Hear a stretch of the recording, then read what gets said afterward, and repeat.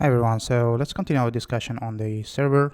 So let's open my VirtualBox and then open my server.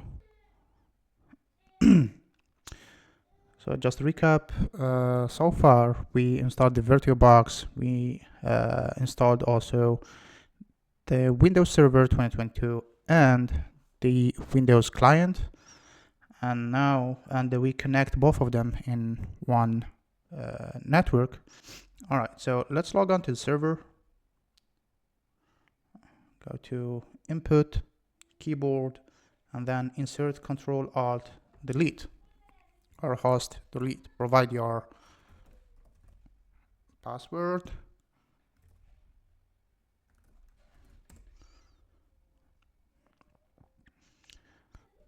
And we are in the server. Good. So before I start, let's add some icons on the server side. I believe we did that with the client, but let's add it with the server. Let me just remove the server manager for now. So you can go to themes.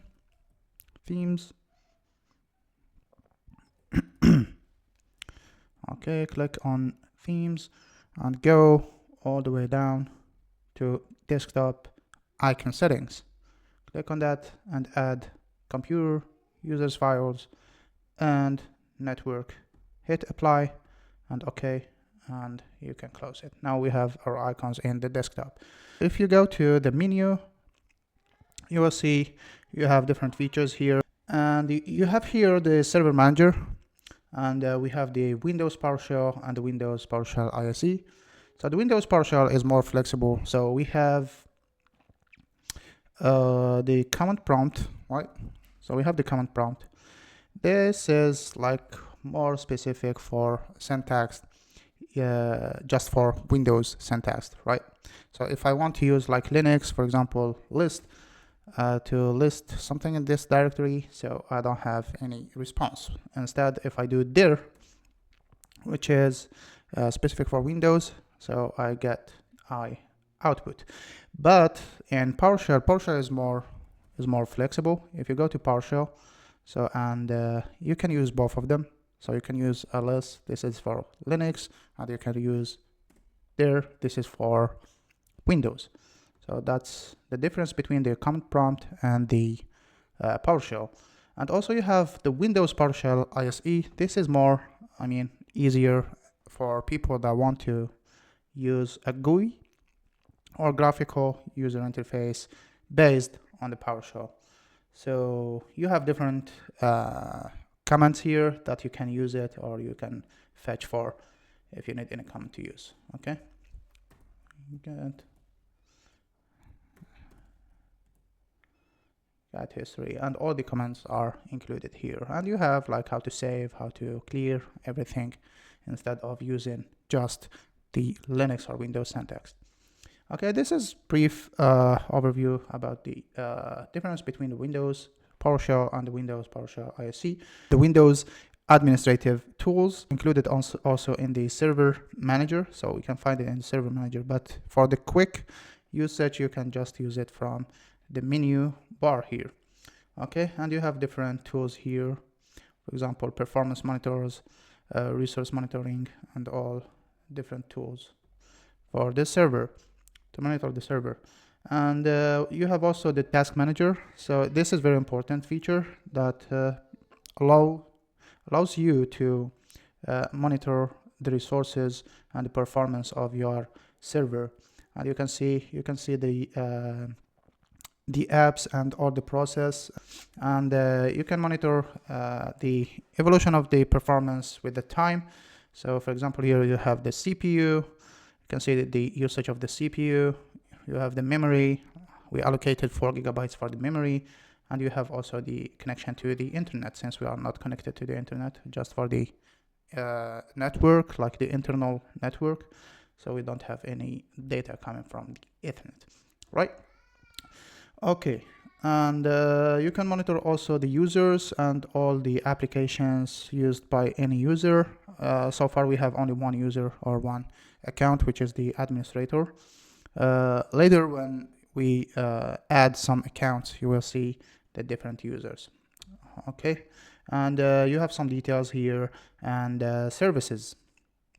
All right, this is for is very important. And yeah, let me show you. If you want to go deeper in the performance monitoring, so you can open the resource monitor. This give you more details, for example, about your CPUs. You can see both of them here.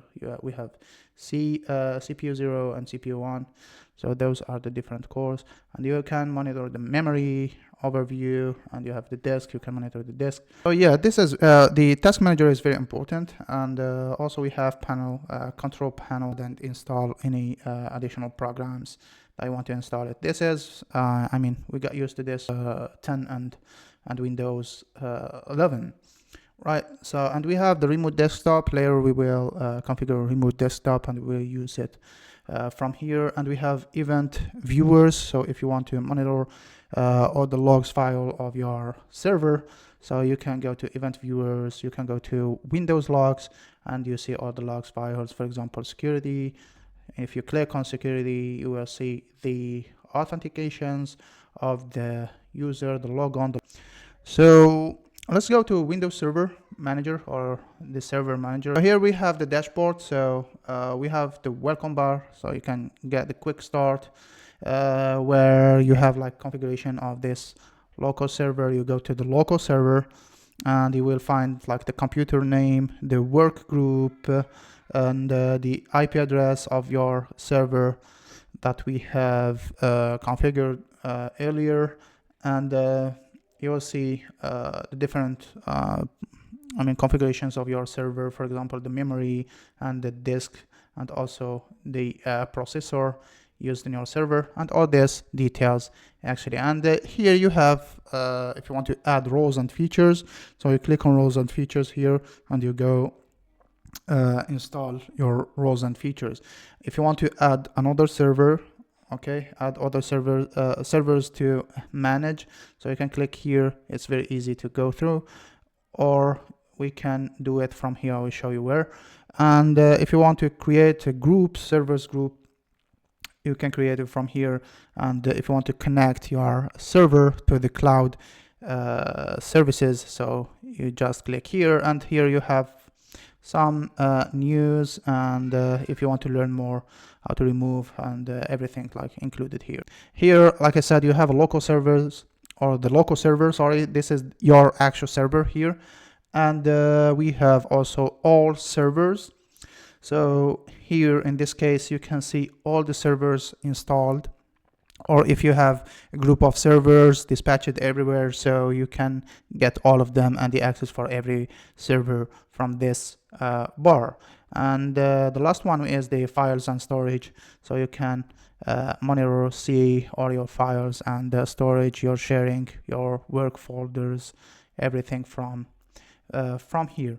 And this is a refresh button to refresh the dashboard, and refresh also the servers, not to reset the servers, just refresh this dashboard. And we have here the this flag is for notifications that give you, for example, if you are installing any roles or features, so this give you the evolution of the or the advancement of the installation. And if there is any problem, everything will pop up in this flag here. And here we have the manage button, and this actually gives you the opportunity to add roles and features, remove roles and features, add servers, create server group, and server manager properties. And after installing the roles and features, if you want to use these roles and features, for example, if let's say we go here and we install, and we install, for example, the DNS. Okay, so let's see, for example, the DNS server. If we install the DNS server and we add all roles and features, so on and so forth, we will find it under tools here. So you will find the DNS added somewhere here. Here you have how to arrange the view and help, just if you have any question and if you want to report anything, so you have the help button here. Okay, this is an overview and everything about the server manager. and everything about the GUI or the desktop experience of the server. And we'll stop here and let's continue by installing the Active Directory in the next video. Thank you so much, and please share this video and like this video, and subscribe to my channel to follow up with me, because I will do a lot of courses here in this channel and I will provide a lot of things that I know so far. Thank you so much, and see you next time.